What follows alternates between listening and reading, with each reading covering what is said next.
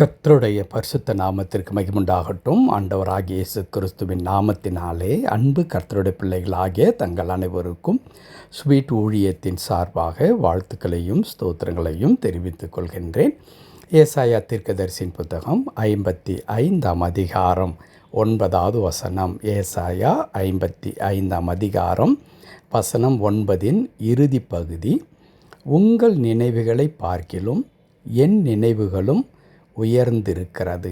உங்கள் நினைவுகளை பார்க்கிலும் என் நினைவுகளும் உயர்ந்திருக்கிறது. கர்த்தருடைய பரிசுத்த நாமத்திற்கு மகிமை உண்டாகட்டும். என் அன்பு கடவுளுடைய பிள்ளைகளே, இங்கே நினைவுகளை குறித்து கடவுள் சொல்லுகின்றார். இந்த வசனத்தில் அநேக காரியங்கள் எழுதப்பட்டிருக்கிறது, ஓமையாக சொல்லப்பட்டிருக்கிறது. நாம் புரிந்து கொள்ள வேண்டும் என்பதற்காக மிக அற்புதமாக கடவுளுடைய வழி எவ்வளவு மேலான வழி என்பதை ஆண்டவர் தம்முடைய பிள்ளைகளுக்கு தெளிவாக விளக்கி கொண்டு வருகின்றார். அவற்றிலே ஒன்றுதான் ஆண்டவர் சொல்லுவது, உங்களுடைய நினைவை பார்க்கிலும் என்னுடைய நினைவுகள் உயர்ந்தவைகளாக இருக்கிறது என்று சொல்லி. நினைவுகள் நமக்கு உண்டு. நாம் ஒரு இமைப்பொழுது கூட எந்த நினைவும் இல்லாமல் நாம் அமைதியாக இருப்பதில்லை. ஏனென்றால் நம்முடைய மூளை என்ன செய்கிறது? இயங்கிக் கொண்டே இருக்கிறது, யோசித்து கொண்டே இருக்கிறது, செயல்பட்டு கொண்டே இருக்கிறது.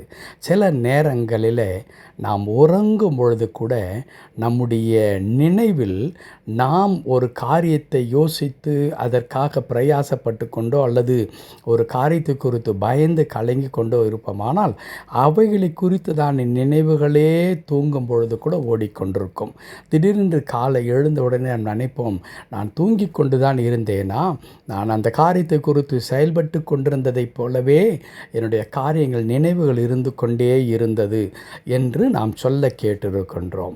அன்பு கடவுளுடைய பிள்ளைகளே, நம்முடைய மூளை எப்பொழுதுமே சில காரியங்களை அதை நினைவு கூர்ந்து கொண்டே இருக்கிறது என்று முன்னதாக நான் சொன்னேன். எதையெல்லாம் நாம் நினைக்கின்றோம்?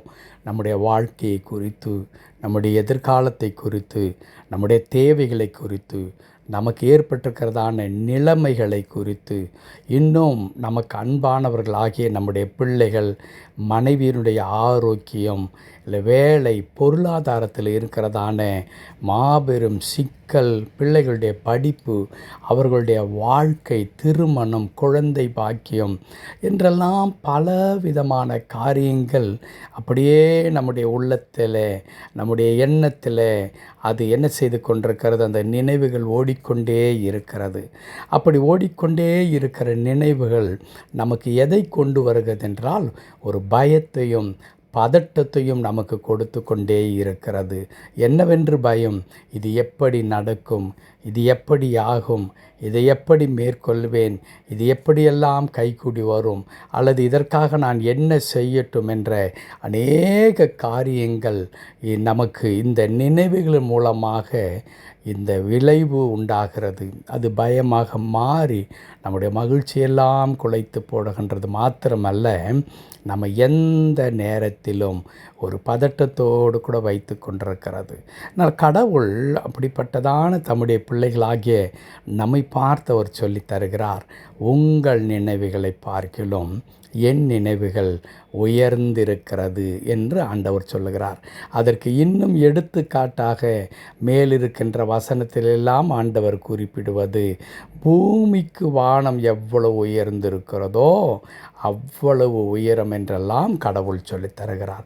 ஒப்பிட்டு பார்க்க முடியாத அளவிற்கு அது வித்தியாசம் என்று ஆண்டவர் சொல்லுவதற்காக அந்த ஓமையை அவர் பயன்படுத்துகிறார். ஆம், நாம் நமக்கு தெரிந்த வழிகளில் நமக்கு தெரிந்ததான காரியங்களை யோசித்து நம்முடைய பலவீனங்கள், நம்முடைய இயலாமைகள், நமக்கு இருக்கிறதான அந்த அளவுக்குட்பட்ட லிமிட்டட் நாலேஜ், லிமிட்டட் சோர்ஸ் என்று சொல்லுவோமே, அப்படிப்பட்டதான காரியங்களை குறித்து அதற்கு உட்பட்டு நாம் சிந்திக்கும் பொழுது இப்படிப்பட்ட பயமெல்லாம் வருகிறது. ஆனால் கடவுள் சொல்லுகிறார், என் நினைவுகள் உங்களுடைய நினைவை விட அது மேலானவைகள், உயர்ந்தவைகளாக இருக்கும்.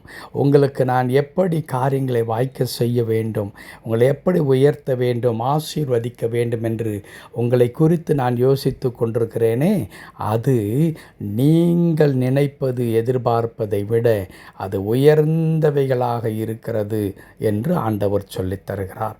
ஆம், எப்படி ஆண்டவர் அப்படி சொல்ல முடிகிறது என்றால், அவர் அவ்வளவு வல்லமை நிறைந்த கடவுளாக இருக்கிறார்.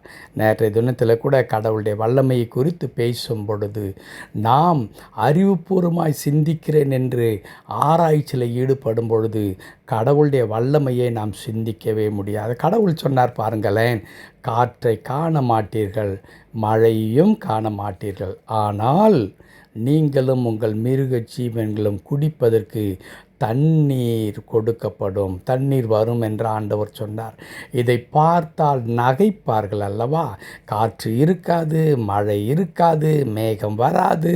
ஆனால் வனாந்தரத்தில் தண்ணீர் தாகத்தில் அலைந்து கொண்டிருக்கிறவர்களுக்கு எப்படி வரும் என்று சொல்லும். இதே மாதிரி தான் பசியோடு இருந்த அந்த சமாரியா பட்டணத்தில் ஒரு மனிதன் கேட்கின்றான், கடவுள் வானத்தின் மதகை திறந்தால் கூட இவ்வளவு ஜனத்தினுடைய பஞ்சத்தை நீக்க முடியாது என்று சொல்லி.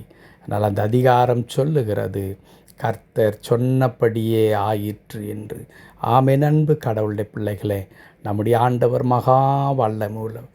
நம்மை உயர்த்துவதற்கு, நம்மை ஆசீர்வதிப்பதற்கு, நம்மை கொடுப்பதற்கு, நம்மை விடுவிப்பதற்கு, நாம் எதிர்பார்க்கிற நன்மைகளை தருவதற்கு இன்ன வழிகள் என்று நீங்களும் நானும் யோசிக்கிறோமே, அப்படிதான் செய்ய வேண்டும் என்ற அவசியம் இல்லவே இல்லை. ஒரே பார்வை, ஒரே ஒரு வார்த்தையில் எல்லாவற்றையும் கடவுள் மாற்றிவிட முடியும். ஆகவே நாம் இந்த தேவைகளை, சூழ்நிலைகளை பார்த்து பயம் வந்தால் கூட இந்த பயத்தின் மத்தியில் கடவுளை நோக்கி பார்ப்போம். கடவுள் நமக்காக யாவற்றையும் செய்து முடிப்பார். கர்த்தர் தாமே இந்த வார்த்தையின்படியே நம் அனைவருடைய தேவைகளையும், நம்ம எதிர்பார்க்கிற எல்லா நன்மைகளையும் சந்தித்து மகிழ்ச்சியினாலும் சமாதானத்தினாலும் இடைகட்டி நம்மை பாதுகாத்து கொள்வாராக. ஆமேன், ஆமேன்.